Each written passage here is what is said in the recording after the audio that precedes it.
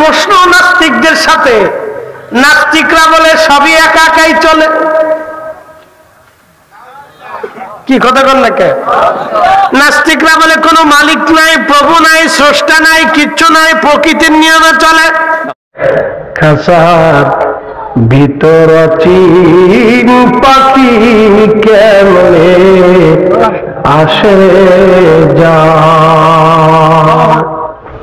চার রঙের মশলা দিয়া যে কইরাছে তোর গঠন, ওদের দ্বারা সম্ভব হয় না। তবে কিছুটা আল্লাহ আমাদেরকে দিয়ে করা। প্রত্যেকটা মানুষের জীবনের একটা অনেক উদ্দেশ্য থাকে। সবার এই উদ্দেশ্য 100% আল্লাহ ফিল আপ করেন না। মনের আশা চাহানি আল্লাহ কবুল করেন না। কিছু কিছু করেন, কিছু কিছু আল্লাহ রেখে দেন। তো মনোযোগ দিবেন, আমাদের সব কিছুর যিনি নিয়ন্ত্রক তিনি কে? আল্লাহ। এতে কি কোনো সন্দেহ আছে? কোনো সন্দেহ নেই। পৃথিবীতে অনেক ধর্ম আছে, অ্যাটেনশন। প্রত্যেকটা ধর্মের একটা বিশ্বাস আছে। যেমন আমাদের দেশে সনাতন, আমরা হিন্দু বলে চিনি। হিন্দু কোনো ধর্ম না, হিন্দু আগেও নাম ছিল। এই জনপদকে আগে হিন্দ বলা হতো। তো সনাতন এ ধর্মের অনেকগুলি বিশ্বাস আছে। তার ভিতরে একটা বিশ্বাস, তাদের অনেক দেবতা, বিদ্যার দেবতা, পানির দেবতা, খাবারের দেবতা, তারপরে আকাশের দেবতা, অন্ধকারের দেবতা, আলোর দেবতা, এরকম তারা দেবতা হতে হতে হতে হতে 33 কোটি দেবতা হয়েছে।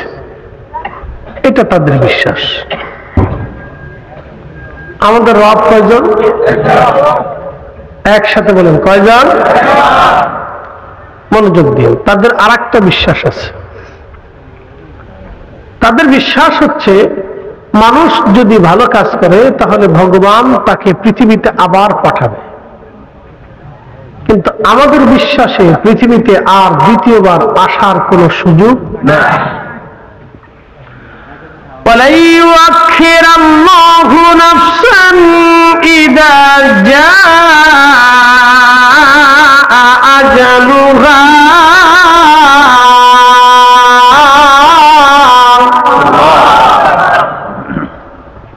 হে মানুষ, হায়াত শেষ হলে পৃথিবীতে থাকার সুযোগ। এটা সত্য না মিথ্যা? দেখেন, আমি কোন ধর্ম নিয়ে কটাক্ষ করছি না, তাদের বিশ্বাসের কথা এবং আমাদের বিশ্বাসের কথা আমি তুলে ধরতেছি। তো মনোযোগ দিয়ে, কোন ধর্ম নিয়ে বাজে কথা বলাটাও ইসলাম আমাদেরকে এলাও করে না। সেটা তাদের বিশ্বাস। কে কোন বিশ্বাস গ্রহণ করবে সেটা আমাদের জানা নাই। তো মনোযোগ দিয়ে, তো আল্লাহ বলছেন, হে মানুষ, তোমার হায়াত শেষ হলে পৃথিবীতে আর থাকার সুযোগ নেই। আর পৃথিবী থেকে একবার আমি আল্লাহর দরবারে চলে আসলে ফিরে আসারও আর কোনো সুযোগ নাই। তো সনাতনীদের বিশ্বাস হচ্ছে ভগবান তাদেরকে আবার পৃথিবীতে পাঠাবে, জ্ঞানী গুণী জমিদার রাজা বাদশা সম্ভ্রান্ত করে, যদি পৃথিবীতে তারা ভালো কাজ করে। আর যদি তারা খারাপ কাজ করে তাহলে ভগবান তাদেরকে আবার পৃথিবীতে পাঠাবে কুত্তা, বিলাই, শিয়াল, কুত্তা, এরকম জন্তু জানোয়ার খুব কষ্ট দিয়ে। এটা হচ্ছে তাদের বিশ্বাস। কিন্তু আমাদের বিশ্বাস হচ্ছে আমাদের কবর আছে, হাসর আছে, সেখানে আল্লাহ আমাদেরকে শাস্তি দিবেন, আমাদের হিসাব আল্লাহ টানবেন, আমাদের রূহগুলি আল্লাহ নিয়ে যাবেন। যেমন কোরআন আল্লাহ বলছেন, ইন্না লিল্লাহ, নিশ্চয় আমরা আল্লাহর জন্য, ওয়া ইন্না ইলাইহি রাজিউন, আমরা আবার আল্লাহর কাছে ফিরে যাব।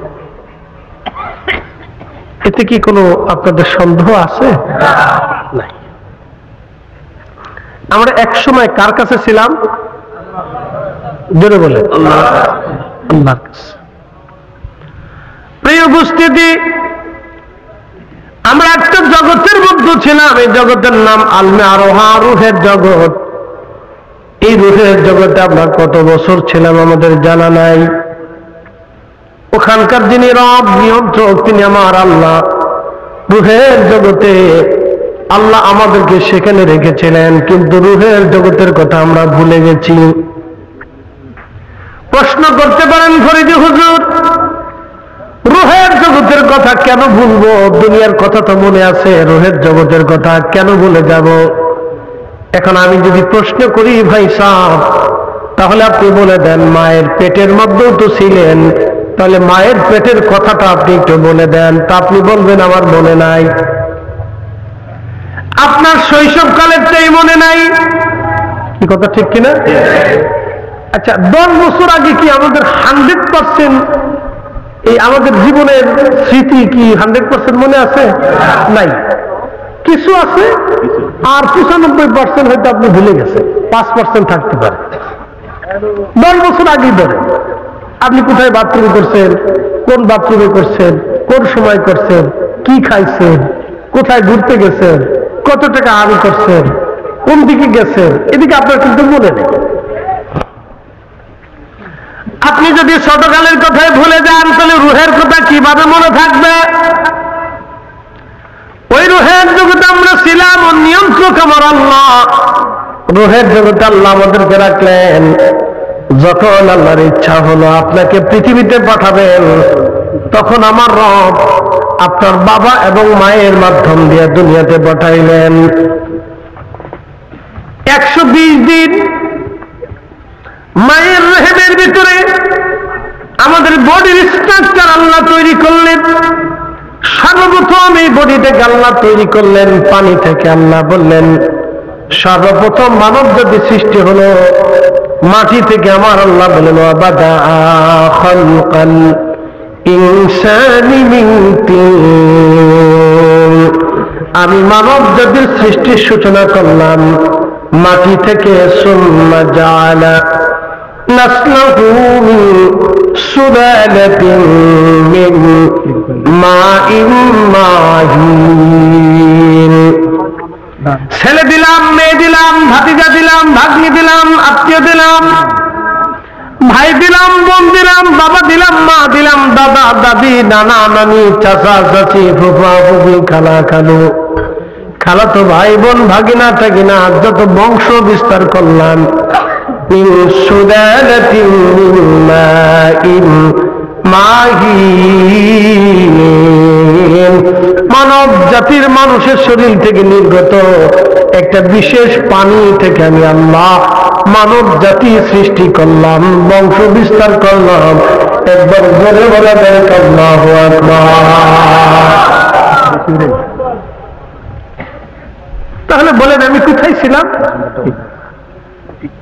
মানব দেহের ভিতরে নির্যাস ছিলাম। পুরুষ এবং নারীর শরীরের ভিতরের একটা নির্যাস ছিলাম আমার বডির স্ট্রাকচার, কিন্তু মূল ইঞ্জিনটা ওখানে ছিল। হাজিরিন শুনে আজাদ, বড়ার মুসলমান মাইকের আওয়াজ যত দূরে যায়, এরপরে আমার আল্লাহ 40 দিন রিফাইন করলো পানিটা মায়ের রেহেমের ভিতরে।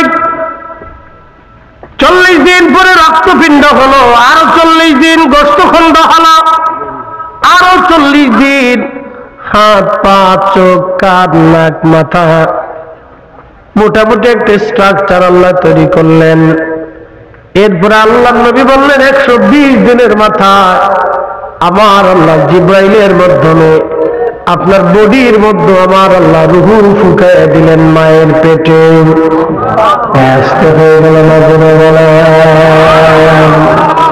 তখন আপনি মায়ের পেটের মধ্যে অস্তিত্ব পাইলেন, কেবলমাত্র নড়াচড়া হয়।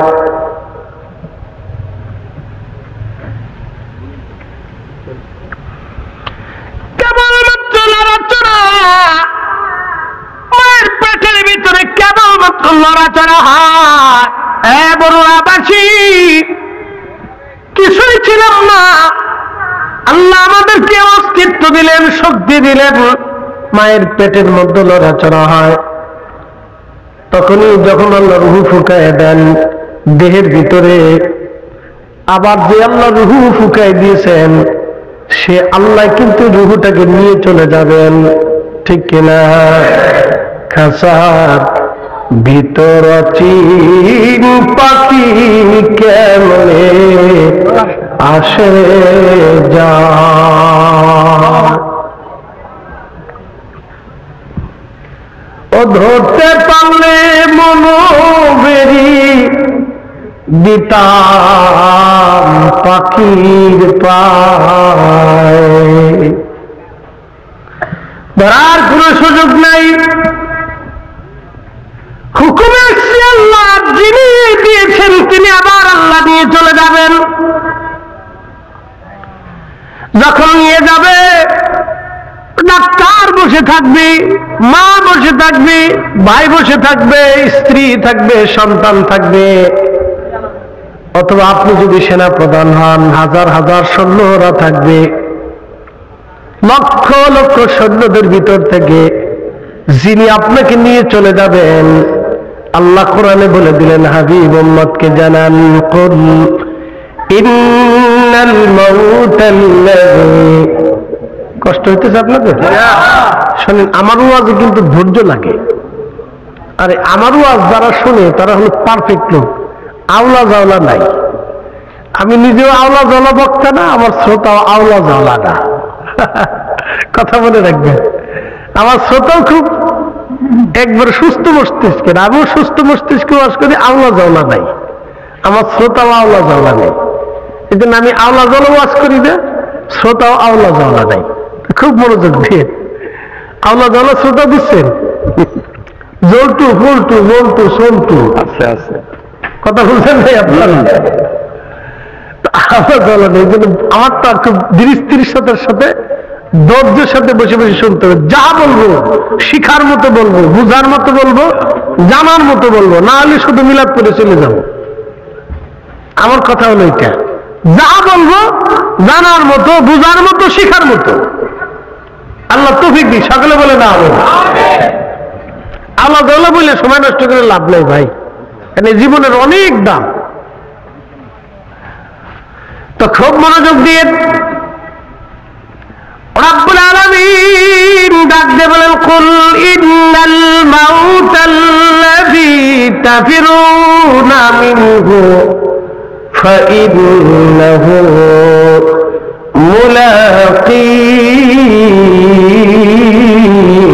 মুলাকীকুম। ও নবী, আমার উম্মতকে বলে দেন, মৃত্যু থেকে তারা পালায় পালায় পালায়। বলে দেন মরণ থেকে পালাইতে পারবে না, এই মরণ তার সাথে মোলাকাত করবে। আচ্ছা আপনারা বলেন তো, যখন রুহু আল্লাহ নিয়ে চলে যান রুহুটা কি কি দেখা যায়? অথচ 40 বছর আপনার বডির ভিতরে, কি কথা কন না কেন? আমার পাশে ভাইজান, আমার পাশে দুইজন আলেম, শুধু স্ট্রাকচার দেখতেছেন কিন্তু ভিতরে জন দেখা যায় না। কথা কন না, ঠিক কিনা? শুধু স্ট্রাকচার দেখা যায়, বডি দেখা যায়। এটা টাটা কোম্পানি, বডিটা বাংলাদেশে তৈরি হয়, ইঞ্জিন আনা হয় ভারত থেকে। আমাদের বডি হয় মায়ের পেটে, ইঞ্জিন আনা হয় রুহের জগৎ থেকে। চার রঙের মোহ সোনা দিয়া যে কইরাছে তোর গঠন, চার রঙের মোহ সোনা দিয়া। আগুন পানি মাটি বাতাস একই যোগে করিয়া প্রকাশ। আগুন পানি মাটি বাতাস একই যোগে করিয়া প্রকাশ। একসাথে বলবেন আল্লাহু আকবার। দেখিলি না তুই কইরা তালাশ, ওরে দেখিলি না তুই কইরা তালাশ, কোন জায়গা সে মহাজন। ঠিক কিনা?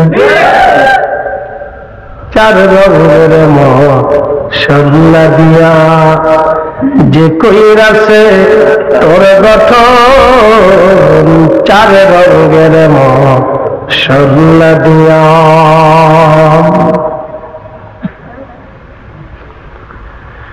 আজ পর্যন্ত রূহ দেখা গেল না, কিন্তু নিয়ে যখন যায়, নিয়ে চলে গেল, যিনি নিলেন তিনি মালাকুল মউত, তাকেও দেখা গেল না। ঠিক কিনা? যার হুকুমে নিল তিনি রব রব্বুল আলামিন, তাকেও দেখা গেল না। এখানে এসে প্রশ্ন নাস্তিকদের সাথে, নাস্তিকরা বলে সবই একা একাই চলে। কি কথা বল না কে? নাস্তিকরা বলে কোনো মালিক নাই, প্রভু নাই, স্রষ্টা নাই, কিচ্ছু নাই, প্রকৃতির নিয়মে চলে। তাহলে প্রকৃতির নিয়মে যদি সবই চলে, তাহলে মরা দেহটা চলে না কে? কি কথা বল না কে? এইটা আমরা মাটি দেবো কে?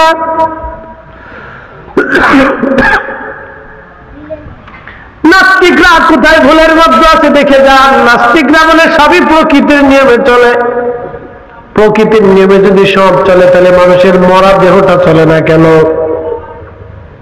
বলে দিয়ে যা, মানুষের মরা দেহটা তাহলে চলে না কেন? আমার রব 1450 বছর আগে কোরআনে যা যা বলেছে তাই ঠিক,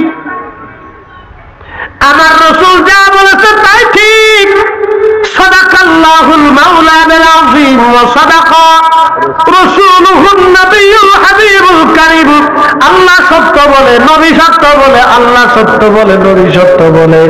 আল্লাহ সত্যবাদী, নবী সত্যবাদী, আল্লাহ সত্যবাদী, নবী সত্যবাদী। একবার জোরে বলা যাবে তো মারহাবা। নারে তাকবীর, নারে রিসালাত, নারে গাউসিয়া, আহলে সুন্নাত ওয়াল জামাত, আল্লামা ফরিদি সাহেব।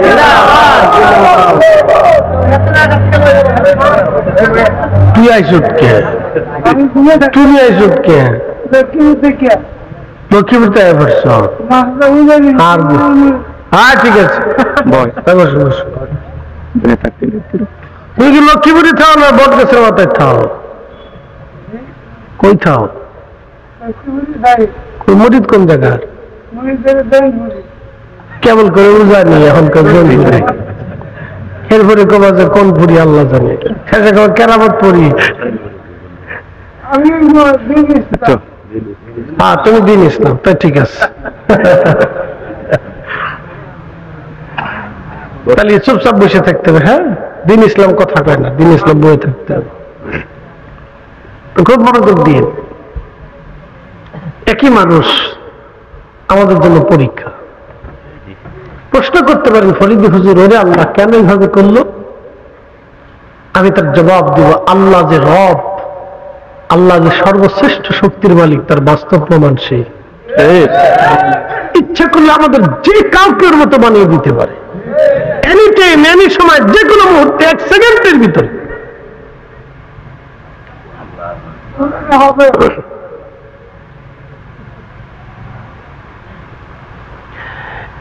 একসাথে জোরে বলে আল্লাহু আকবার। তাহলে রুহু যিনি নিলেন তিনি মালাকুল মউত, যার হুকুমে নিলেন তিনি আল্লাহ। রুহু দেখা গেল না, যে নিয়ে গেল তাকেও দেখা গেল না, যার হুকুমে নিয়ে গেল তাকেও দেখা গেল না, যে জগতে নিল সেই জগতও দেখা গেল না। কিন্তু গেল সত্য, নিল সত্য, যিনি নিল তিনি সত্য, যার হুকুমে নিল সেও সত্য, যে জগতে নিল সেই জগৎ সত্য, যাকে নিল সেও সত্য। কথা বলেন ঠিক না বেঠে? আল্লাহ চিনতে হলে বেশি দূরে যাওয়া লাগে না, আপনার নিজের দিকে তাকালে আল্লাহ চিনে যাবেন। অর্থাৎ নাস্তিকরা ভুল থিমের মধ্যে আছে, তারা অনেক বড় ভুলের মধ্যে আছে। 120 দিনের মাথায় আমার রব, আমার আল্লাহ, আমার আল্লাহ, আমার আল্লাহ ডাক দেখে জিবরাইল, বান্দার জন্য 4টে জিনিস তুমি বাধ্যতামূলক লিখে দাও। 1 নাম্বার, সে কোন জায়গা মারা যাবে, কোন অবস্থায়, কোন সময়, কোন মুহূর্তে কিভাবে তুমি বান্দার জন্য লিখে দাও। ওয়ামা তাদরি নাফসুন বিআইয়ি আরদিন তামুত।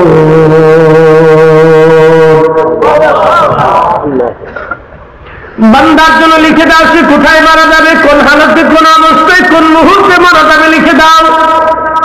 আমি আল্লাহ তাআলা তার হালত কেউ জানে না, মৃত্যুর নিয়ন্ত্রণ আল্লাহ তার নিজের কাছে রাখলেন। এটা যদি আমাদের কাছে দিতেন তাহলে সর্বনাশ হয়ে যাইত। কিন্তু একটা কথা শুনে রাখবেন, আমাদের সবার জন্য আল্লাহ নির্ধারিত করে দিয়েছেন, আমার রসুলের জন্য ছিল অনির্ধারিত। আমার নবী যতদিন চাইতেন ততদিন হায়াত, নবী না চাইলে চলে যেতে পারতেন। একসাথে বলে দেবেন পৃথিবীতে একজনকে আল্লাহ সুপ্রিম পাওয়ার দিচ্ছেন, তিনি নবী। মুসা নবীর কাছে আজরাইল আইছে। আজরাইল কি জন্য আইছ? মুসা আলাইহিস সালাম আজরাইলকে ডাক দেখে, আজরাইল কোন কারণে আইছো? আজরাইল ডাক দেখে আল্লাহর হুকুম আসছে নিয়ে যাওয়ার জন্য, আল্লাহর হুকুম আসছে নিয়ে যাওয়ার জন্য। আজরাইল আলাইহিস সালাম মুসা আলাইহিস সালাম একটা ঘুষি মারছে।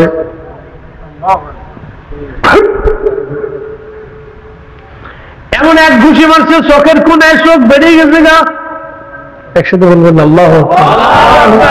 এটা আমি বলিনি, সহিহ হাদিস, বুখারী শরীফে সূরা নাসির ভিতরে আসছে। মুসা আলাইহিস সালাম আজরাইলের চোখের মধ্যে ঘুষি মারছে,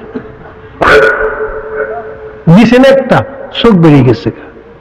চোখটা ধরে নিয়ে আল্লাহর কাছে গেছে। এখন প্রশ্ন করি, জবাব দেবেন, আজরাইল কি মাটির তৈরি না নূরের তৈরি? এই আলো কি মাটি না নূর? তো আলো যদি নূর হয় তাহলে আপনি আলোরে ঘুষান তো, দিন ভরে ফিটাইতে থাকেন, আলোর কি ফিটানি লাগবো? তো মুসা আলাইহিস সালাম আজরাইলের ঘুষি মারলো তো চোখ বেরোল কেমনে?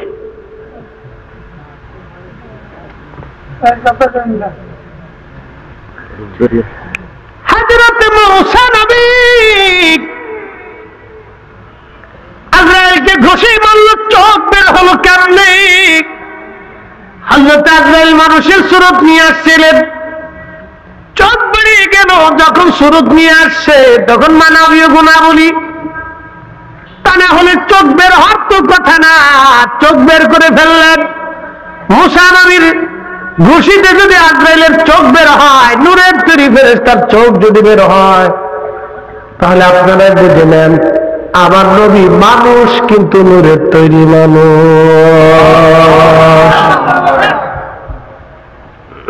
এখন কাউরে মানাইতে পারি, কেউ মানে না। আমরা আহলে সুন্নাত ওয়াল জামাতের বিশ্বাস, আল্লাহ নবী নূর নূর নূর কদ জাআকুম মিনাল্লাহি নূর।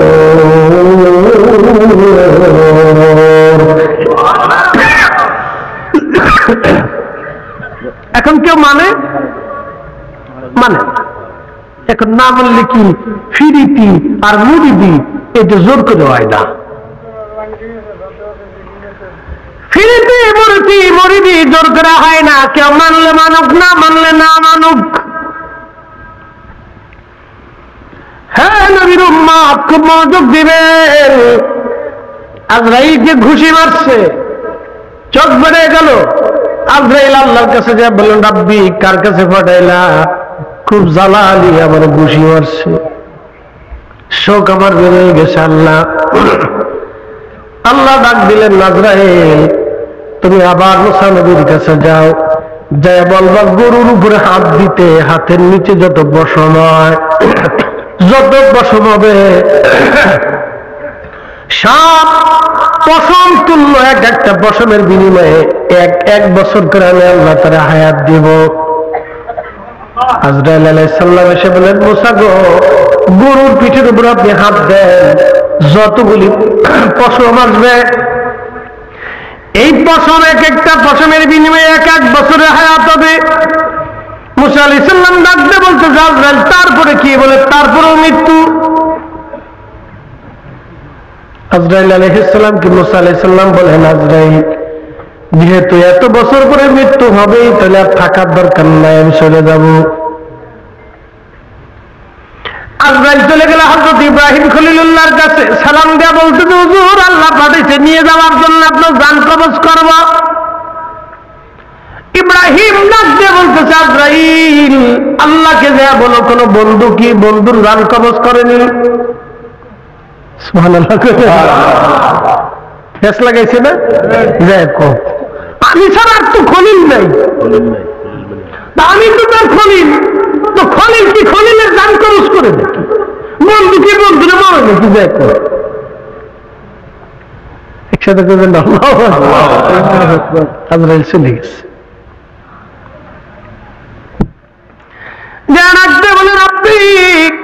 আপনার খলিল বলেছে বন্ধু কি বন্ধুর জান কবজ করেনি?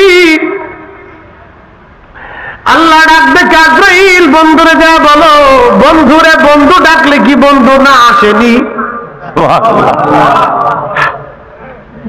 লাগছে না আমার? আল্লাহ যদি হেকমত আর কেউ আছে? এক আরেকটা দিয়ে দিচ্ছে। কি আজরাইল কি খবর? খবর আল্লাহ বলছে বন্ধুরে বন্ধু ডাকলে কি বন্ধু না যায়নি? এবার ইব্রাহিম তাহলে আর দেরি করো না, তাড়াতাড়ি নিয়ে চলো। সুবহানাল্লাহ। আমার নবীর কাছে আজরাইল এবং জিবরাইল দুইজন আসছে। আমার রাসূলের কাছে এসে জিবরাইল আলাইহিস সালাম বসলেন, আজরাইলও বসলেন, খুব ধীর স্থির ভাবে আদবের সাথে। বর্তমান যেখানে রওজা শরীফ, এটাই ছিল আমার নবীর হুজরা মোবারক, এইখানে বসে গেলেন। বাম পাশে একটা দরজা, বাদে জিবরাইল, এই দরজা দিয়ে জিবরাইল আলাইহিস সালাম আসতেন। নবীজির খেদমতে দুইজন বসলেন।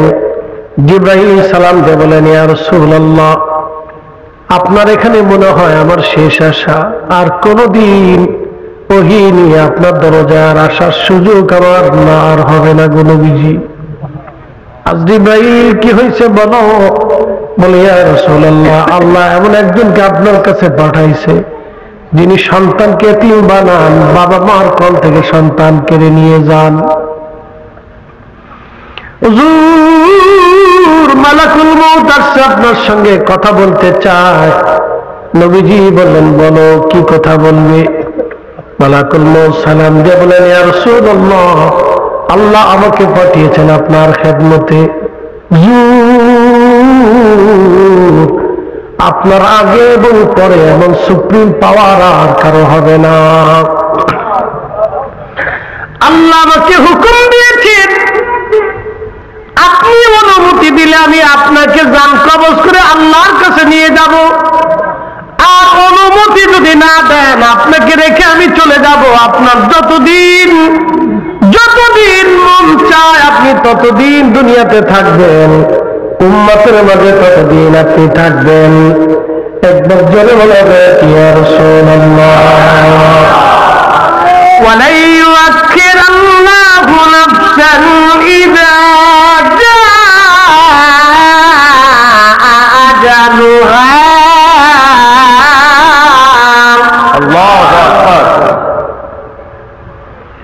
আল্লাহ বলে, সময় শেষ, আর থাকার সুযোগ নাই, এক সেকেন্ড দেরি হবে না। কিন্তু আইন আমার রাসূলের বেলায় ভিন্ন, সবার বেলা এক আইন, নবীর বেলায় ভিন্ন আইন। এই জন্য উনি হাবিবুল্লাহ, উনার খুশিতে আল্লাহ খুশি। হাবিবুল্লাহ মানে বন্ধু, খুশিতে বন্ধু খুশি। না না, একসাথে বলেন, আরো জোরে জোরে জোরে।